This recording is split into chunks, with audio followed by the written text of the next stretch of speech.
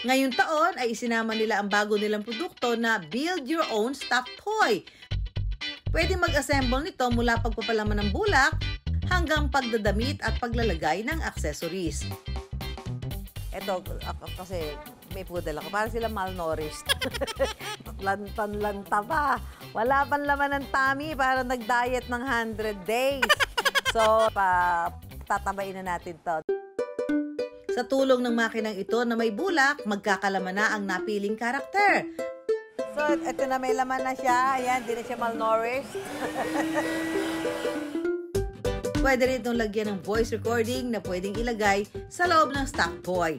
Ito, heartbeat. Para merong heartbeat yung inyong stuffed toy. O kaya naman, ito yung pwede kayo mag-record.